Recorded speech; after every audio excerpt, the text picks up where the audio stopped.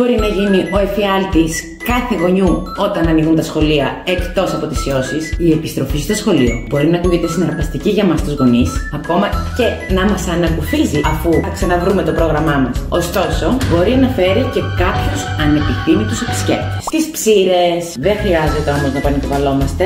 Με μόνο 2 υλικά θα διώξεις τις ψήρες μακριά. Πριν σου γίνουν απαραίτητα ξηρόχτενα και σαμπουάν για ψήρες, φτιάξε μόνη σου ένα μείγμα από ξύδι και μέντα. Γνώριζες ότι οι ψήρες αποφεύγουν τη μυρωδιά της μενθόλης που περιέχει η μέντα σαν τη φωτιά και ότι το ξύδι δημιουργεί ένα κακό περιβάλλον για την επιβίωσή τους στο τριχωτό της κεφαλής? Άκου τώρα πώς θα το φτιάξεις. Πράσε 250 ml νερό και πρόσθεσε σε αυτό αποξηραμένη μέντα, 2 κουταλιές της σούπας. Το αφήνεις για 10 λεπτά και στη συνέχεια το στραγγίζεις.